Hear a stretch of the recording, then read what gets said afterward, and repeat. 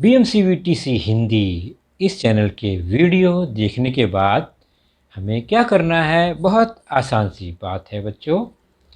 हमें सबसे पहले वीडियो के डिस्क्रिप्शन बॉक्स में जाना है और उसमें कुछ आसान से प्रश्न दिए गए हैं जिसका वीडियो आपने अभी देखा है और उसे हल करने का प्रयास कीजिए। उसके बाद उसी डिस्क्रिप्शन बॉक्स में इस वीडियो से संबंधित अपने मत व्यक्त कीजिए। गूगल फॉर्म द्वारा एक छोटा सा लिंक दिया गया है, उसे क्लिक करिए और उसमें एंट्री करिए। और अंत में जाते जाते हमें इस चैनल को लाइक करना है, सब्सक्राइब भी करना है ताकि आने वाले वीडियो की जानकारी आपको मिलती रहे। तो है ना आसान सा काम? चलिए देखते हैं अपना वीडियो।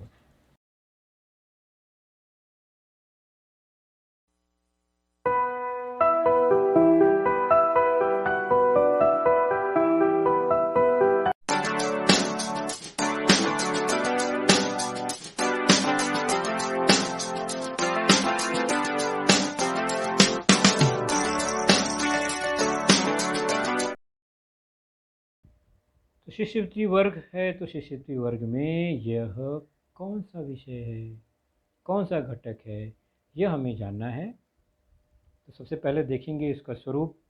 हमने वैसे इंट्रोडक्शन वीडियो में देखा भी था। तो देखते हैं यह किस विषय, किस टॉपिक पर आधारित होगा। तो धीरे धीरे देखेंगे तो यहाँ पर मामला एकदम साफ हो जाएगा, क्लियर हो जाएगा कि यह जो वीडियो है वह किस विषय, किस टॉपिक के बारे में है। तो क्लियर हुआ, यह है पूर्व माध्यमिक शिष्यवृत्ति परीक्षा कक्षा 8वीं के लिए है, जिसमें पहला पेपर भाषा और गणित का होता है और उसमें प्रश्न की संख्या 25 होती है भाषा में, जो कि हिंदी है, और गणित में 50 प्रश्न, कुल मिला के 75 प्रश्न होते हैं। और उसके बाद उनके जो अंक होते हैं वह होते हैं भाषा में 25 प्रश्न के लिए 50, गणित के 50 प्रश्न के लिए 100 अंक, कुल मिलाकर 75 प्रश्न के लिए 150 अंक होते हैं। और इस पेपर को हल करने के लिए आपके पास कुल मिलाकर समय होता है 1.5 घंटे अर्थात 90 मिनट। यह हमेशा बार बार आपको बताया जाता है। तो हमारी जो चर्चा होगी इस वीडियो में हमेशा पहले पेपर का जो गणित विभाग है, जिसमें 50 प्रश्न होते हैं, 100 अंकों का होता है, हम उस पर चर्चा करेंगे, जिसमें प्रत्येक प्रश्न के उत्तर के लिए 4 पर्याय होते हैं। हर शिष्यवृत्ति परीक्षा में होता है ये। तो यहाँ पर भी प्रत्येक प्रश्न के उत्तर के लिए 4 पर्याय होंगे। और 8वीं कक्षा में 20% जो प्रश्न होते हैं, यानी कुल 75 प्रश्न में से लगभग 15 प्रश्न जो है, या 50 प्रश्न गणित में से 10 प्रश्न के आसपास ऐसे प्रश्न होते हैं जिनमें 2 उत्तर मिलते हैं, उनका हल 2 पर्याय होता है। तो क्या करना होता है? सही उत्तर का पर्याय चुनते समय दोनों पर्याय को चुनना आवश्यक है। हम एक पर्याय का उत्तर छोड़ देंगे, एक को निशान लगाएंगे तो भी गलत हो जाएगा, अंक नहीं मिलेंगे। तो कक्षा 8वीं का प्रश्न पत्र में अधिकतम 20% प्रश्नों के 2 हल होते हैं। सही उत्तर का पर्याय चुनते समय दोनों पर्यायों को चुनना आवश्यक है। तो हम एक मॉडल आंसर शीट देख लेते हैं कि कैसे हम चुने उनको। प्रश्न क्रमांक लिखा होगा 1 से लेकर 75 तक। उत्तर के पर्याय के लिए वहाँ पर बिंदियाँ बनी होंगी कुछ इस तरह से। हर प्रश्न के सामने 4-4 पर्याय, 4-4 बिंदी बनी है।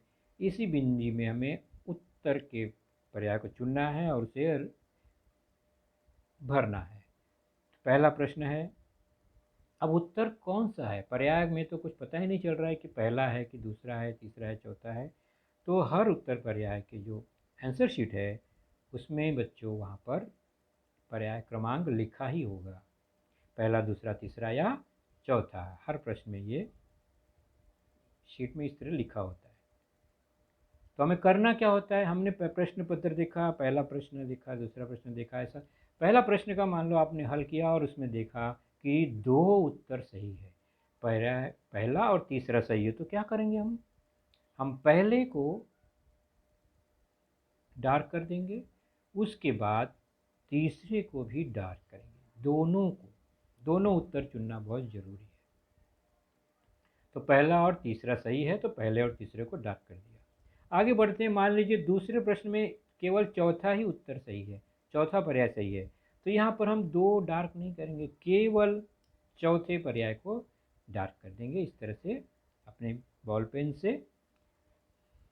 इसी क्रम में आगे चलते चलते मान लीजिए 5वां प्रश्न है जिसमें 2 उत्तर सही है, दूसरा और चौथा, तो हम क्या करेंगे, दूसरा और चौथा 2 उत्तर सिलेक्ट करेंगे और दोनों को निशान लगा देंगे, दोनों पर, दूसरे पर भी, चौथे पर भी। और अगर यहाँ देख रहे हैं, अगर 8वां प्रश्न का दूसरा और तीसरा उत्तर पर्याय सही है तो हम दूसरे और तीसरे को डार्क करेंगे बॉल पेन की सहायता से। तो समझ में आ गया बच्चों। और ऐसे कितने प्रश्न होंगे, अधिकतम 15 प्रश्न के आसपास पहले पेपर में होंगे, कम अधिक हो सकता है भारांश के अनुसार, कभी 15, कभी 16, कभी 14 प्रश्न भी हो सकते हैं, लेकिन जब वहाँ लिखा गया होगा कि 2 पर्याय चुनिए तो हमें 2 विकल्प को चुनना होगा, इस तरह से प्रश्न में ऐसा लिखा गया होता है। अब पेन कैसा होना चाहिए, तो पेन नीला अथवा काला ही चलेगा, ये बहुत इंपॉर्टेंट फैक्टर है। पर्याय चुनते समय केवल नीले अथवा काले बॉल पेन का ही प्रयोग करें। अगर अन्य कलर, कोई ग्रीन, कोई रेड इत्यादि से हमने अगर उसको भर दिया तो हमें 0 अंक मिलेंगे, क्योंकि कंप्यूटर जो है उसको रीड नहीं कर पाएगा। तो ध्यान रखिए, ब्लू और ब्लैक बॉल पेन का ही प्रयोग करें। चलिए, तो हमारी ये जो कक्षा है वह है 8वीं शिष्यवृत्ति परीक्षा का, जिसमें हम गणित विषय पर चर्चा करेंगे। और गणित विषय में हमारा पहला जो टॉपिक है वह है संख्या ज्ञान, संख्या के प्रकार पर आधारित है, जो कि आपके गणित विषय में 8वीं की गणित पुस्तक में भी पहला पाठ संख्या ज्ञान पर ही आधारित है। तो संख्या ज्ञान में शॉर्ट में जान लेते हैं हमने कौन कौन सी संख्याएं पढ़ी है। प्राकृत संख्या, नेचुरल नंबर्स, उसके बाद पूर्ण संख्या, पूर्णांक संख्या, परिमेय संख्या, अपरिमेय संख्या, वास्तविक संख्या। तो 6 प्रकार की संख्याओं को हमने देखा है कक्षा 8वीं तक। प्राकृतिक, नेचुरल नंबर, काउंटिंग नंबर, मतलब जो हम कोई वस्तु गिनने के लिए शुरू करते हैं तो गिनने की शुरुआत हमेशा 1 से होती है। तो 1, 2, 3 से लेकर असीमित असंख्य संख्याएं प्राकृतिक संख्याएं होती हैं। इसमें कोई ज़ीरो नहीं है, कोई ऋणात्मक संख्या नहीं है। उसके बाद होल नंबर, पूर्ण संख्या, तो इस गणन संख्या, प्राकृतिक संख्या के अलावा उसमें अगर ज़ीरो मिला दिया जाए, तो यह समूह थोड़ा सा बढ़ गया, ज़ीरो आ गया इसमें, तो इस समूह को कहेंगे पूर्ण संख्या। यह प्राकृतिक नहीं है क्योंकि इसमें ज़ीरो है, तो यह पूर्ण संख्या हो गई। उसके बाद पूर्ण संख्या, ज़ीरो के अलावा बाकी सब धनात्मक संख्याएं हैं। पूर्णांक संख्या अगला है, वह जिसमें पूरी की पूरी पूर्ण संख्या भी है और ऋणात्मक संख्याएं भी हैं। तो धनात्मक, ऋणात्मक, शून्य मिलाकर पूर्णांक संख्या, इंटीजर्स बनते हैं। इन इंटीजर्स के अलावा, पूर्णांक संख्या के अलावा बटे की संख्याएं, p बटे q की संख्याएं, भिन्नात्मक संख्याएं जो होती हैं, इस तरह से उन्हें हम परिमेय संख्या कहते हैं। चाहे वो धनात्मक हो चाहे वो ऋणात्मक हो, परिमेय संख्याएं कहलाती हैं, जिसमें सारे के सारे पूर्णांक संख्याएं होती हैं प्लस बटे की संख्या भी होती है। अपरिमेय संख्या क्या है? अपरिमेय संख्या ऐसी संख्या समूह है जिसमें कोई भी परिमेय संख्या उसमें शामिल नहीं है। अर्थात इनका जो दशमलव रूप है वह अखंडित अनावर्ती होता है। जैसे कि कर्णी में 2, कर्णी 3, कर्णी 4, कर्णी कर्णी 4 नहीं, कर्णी 4 मतलब 4 का वर्गमूल, तो 2 आ गया तो ये तो परमेय हो गया। तो कर्णी 2, कर्णी 3, कर्णी 6 या पाई का मान इत्यादि जो है ये सब अपरिमेय संख्याएं हैं, जो कि पूरी तरह से परिमेय संख्या से भिन्न है। यानी जो परिमेय में है वो अपरिमेय में नहीं है। आगे है वास्तविक संख्या, रियल नंबर, जो पूरा समूह है, यानी परिमेय और अपरिमेय मिलाकर, ये सब मिलाकर वास्तविक संख्या, रियल नंबर कहते हैं। इन संख्याओं को रियल नंबर लाइन, वास्तविक संख्या रेखा पर दर्शाया जा सकता है, इसलिए ये वास्तविक संख्याएं हैं, जो कि परिमेय संख्या और अपरिमेय संख्याओं के समूह से मिलकर बनता है। और इन सब की जानकारी बच्चों क्लियर लेने के लिए, वैसे मैंने गणित विषय के पाठ पहले के जो लेसन है, परिमेय तथा अपरिमेय संख्याएं भाग 1, 2, 3, उनको आप देखिए, उनका ज़रूर प्रैक्टिस कीजिए, क्योंकि वह ज्ञान हमें रखना, जानना बहुत ज़रूरी है। उसी पर आधारित शिष्यवृत्ति का यह भाग, यह घटक है। सीधे चलते हैं नमूना प्रश्न की ओर। प्रश्न देखते जाएंगे, प्रश्न हल भी करते जाएंगे। प्रश्न को देखते समय उसको ध्यान से पढ़ना और उसमें क्या क्या पूछा गया है उसको जानना समझना बहुत जरूरी है। पहला प्रश्न, 3, 7, 2, 1, 4, 8 अंकों में से प्रत्येक का एक बार ही प्रयोग करके, यानी एक अंक को एक बार प्रयोग करना है। 4 अंकों वाली सबसे बड़ी संख्या, ध्यान से सुनिए, 4 अंकों की संख्या बनानी है और अंक है 6 हमारे पास। तो बड़ी संख्या के, 4 अंकों से बनने वाली सबसे बड़ी संख्या के दहाई का स्थान पर आने वाले अंक का दुगना क्या होगा। 3 बातें इसमें हैं। पहले तो 4 अंकों की सबसे बड़ी संख्या, फिर उसमें दहाई का स्थान, और उसके बाद दहाई के अंक का दुगना कितना होगा ये पूछा गया है। तो हमेशा हर प्रश्न के लिए 4 पर्याय दिए गए होंगे, इनमें से कोई एक पर्याय चुनना होगा, क्योंकि यहाँ पर लिखा नहीं है कि 2 पर्याय चुनिए। और जब आपने हल कर लिया, चुन लिया, तो उसका उत्तर शीट में हम कैसे लिखेंगे, जो पर्याय सही होगा उसका हम डार्क करेंगे। सबसे पहले हम रफ काम, जो कच्चे काम के लिए जगह होता है आपके पेपर में, वहाँ पर इसको हल करेंगे फटाफट। तो सबसे पहला काम क्या है कि जो अंक दिए गए हैं उसको ध्यान से देखना, और उसके बाद जब बड़ी से बड़ी, छोटी से छोटी संख्या बनानी होती है, तो बहुत इम्पॉर्टेंट चीज़ क्या है बच्चों, इसको क्रम में लिखना है। हम एक क्रम में लिखते हैं, सामान्य तौर पर घटते क्रम में हम लिख लेते हैं। तो बड़ी से बड़ी संख्या बनाना है तो घटते क्रम में ही लिखना है, अवरोही क्रम में लिखना है, यानी बड़ा अंक सबसे पहले, फिर छोटा, फिर उससे छोटा, सबसे छोटा अंत में। तो ये हो गया बड़ी संख्या बनाने का तरीका। तो हमने इसको क्रम में, अवरोही क्रम में लिख दिया। अब प्रश्न में लिखा है 4 अंकों की बड़ी संख्या, तो हमें बड़ी 4 यानी लेफ्ट से 4 अंकों को चुनना है, राइट के 2 अंकों को छोड़ देना है। तो ये हो गए 4 बड़े अंक, उनसे बनने वाली बड़ी संख्या 8743। अब क्या करेंगे हम, 4 अंकों की संख्या बन गई हमारी, क्योंकि 4 अंक लिया हमने। अब हमें क्या करना है, इसके दहाई के स्थान को देखना है। प्रश्न में कहा है दहाई के स्थान पर, तो दहाई के स्थान पर 4 है, तो दहाई के स्थान पर 4 है तो 4 का दुगना, प्रश्न में कहा गया है अंक का दुगना, दहाई का दुगना, तो 4 का दुगना, और हमें पता है 8। यह हमेशा लिखने की ज़रूरत नहीं है, हम मौखिक भी कर सकते हैं। 4 दिखा, 4 का दुगना 8, तो हमें मिल गया उत्तर हमारा 8, और वह पर्याय क्रमांक 2 पर है। तो हमें 8 को गोल नहीं करना है, हमें पर्याय दूसरा है उसको गोल करना है। तो वो कहाँ मिलेगा, दूसरा पर्याय उत्तर शीट में, पहले प्रश्न के सामने जो दूसरा है पर्याय, उसको हम क्या करेंगे, इस तरह गोल करेंगे। तो हल करने के बाद ये भरना बहुत इम्पोर्टेंट है। हमने इसको नहीं भरा तो हमारे हल करने का कोई अर्थ नहीं, हमें कोई अंक प्राप्त नहीं होगा।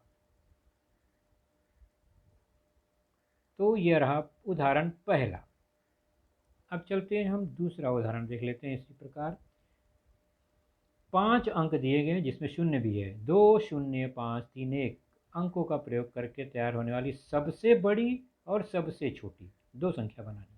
फिर उनका अंतर लेना है। अंतर से प्राप्त संख्या में फिर सैकड़े का स्थान कौन सा है ये पता लगाना है। 3 बातें, सबसे बड़ी, सबसे छोटी, फिर उनका अंतर, और उसके बाद सैकड़े का स्थान पहचानना है।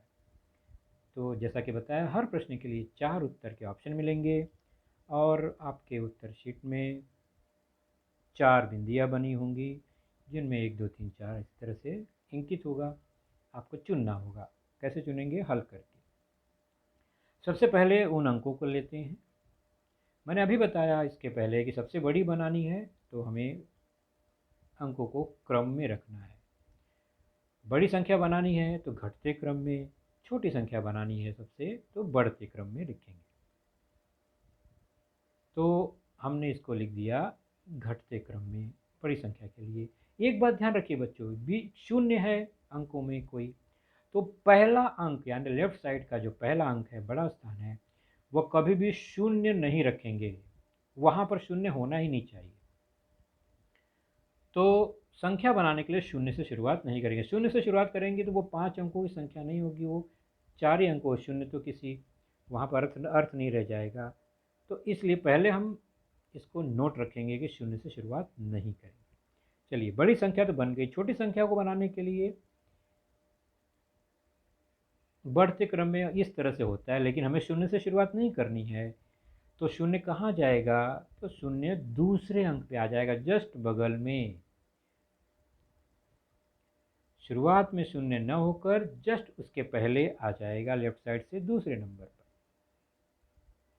यह हो गई 5 अंकों की। 5 अंक का प्रयोग करना है तो 5 अंकों की सबसे छोटी संख्या। और ऊपर हमने क्या बनाया? 5 अंकों की सबसे बड़ी संख्या। प्रश्न में कहा गया इनका अंतर लेना है। अंतर मतलब क्या? घटाना है। फटाफट घटाएंगे।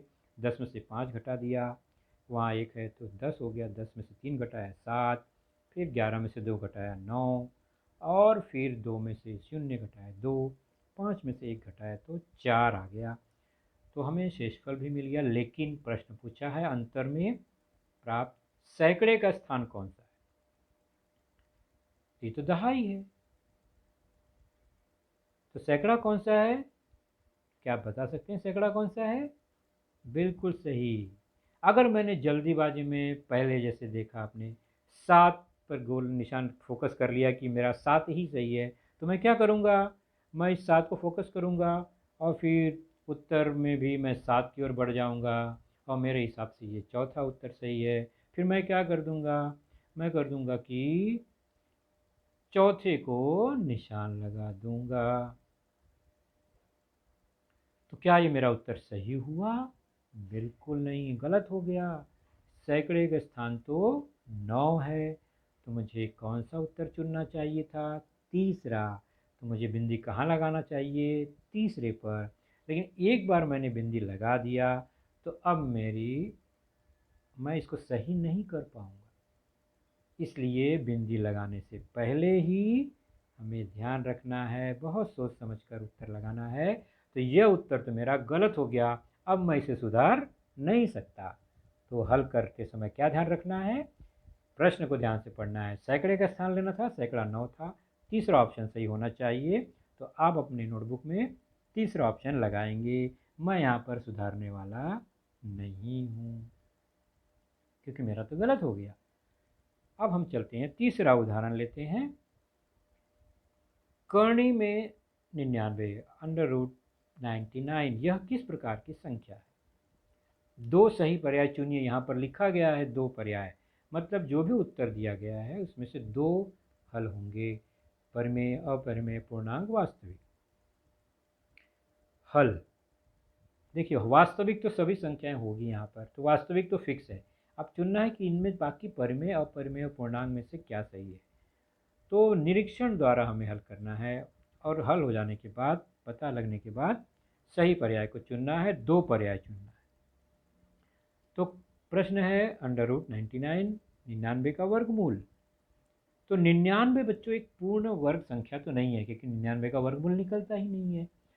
इसका मतलब अगर हम इसका वर्गमूल निकालेंगे पूर्ण वर्ग न होने के कारण, तो इसका दशमलव रूप जो है होगा वह अशांत अनावर्ती या अखंडित अनावर्ती यानी आवर्तन नहीं होगा, और आवर्तन नहीं होगा, अखंडित भी है, तो यह अपरिमेय ही होगी। अंडर रूट 99 यह अपरिमेय इरेशनल नंबर है। और जो संख्या इरेशनल है, अपरिमेय है, वह भी वास्तविक तो होती ही है। हमने पहले देखा वास्तविक मतलब परिमेय और अपरिमेय मिलाकर। तो दो प्रकार की यह ग्रुप में आ जाएगा, अपरिमेय और वास्तविक। इसका मतलब हमारा उत्तर कौन सा सही हुआ? वास्तविक और अपरिमेय। दो हल मिले, दूसरा और चौथा। तो मुझे क्या करना होगा? मुझे इस प्रश्न के लिए उत्तर शीट में, आंसर शीट में दूसरे को भी गोल करना होगा और चौथे को भी करना होगा। तो मुझे दो उत्तर बताने होंगे। तो यह ध्यान रखना बच्चों, प्रश्न में दो सही पर्याय चुनना है, तो ऐसा ही करना होगा। तो ये शुरुआती वीडियो था, किस तरह से हमें संख्या ज्ञान का उपयोग किया। अगले वीडियो का जो घटक होगा इसी संख्या ज्ञान पर आधारित है, लेकिन हमारा जो उप घटक होगा वह है परिमेय संख्याएं और उन पर की जाने वाली संक्रियाएं। तो बच्चों, आपने देखा आज का लेसन, उसके प्रमुख मुद्दों को ध्यान से बार बार दोबारा देखकर समझने का प्रयास कीजिए, क्योंकि एक बार देखने पर किसी को भी वो पूरा मुद्दा समझ में नहीं आता। तो जैसे ही हम 2 बार 3 बार देखेंगे तो हमें वह समझ में आने लगेगा। और इसके आगे की जानकारी जो होगी बच्चों, वह निश्चित ही हमारे अगले वीडियो में होगी। तो उस वीडियो को देखने के लिए, उसकी सूचना प्राप्त करने के लिए जो नीचे सब्सक्राइब का बटन होता है उसे ज़रूर प्रेस कीजिए और नोटिफिकेशन ऑन रखिए, ताकि जैसे ही हमारा लेसन चैनल पर डाला जाएगा आपको वह तुरंत प्राप्त होगा। तो अपना ख्याल रखिए, सुरक्षित रहिए। Thank you.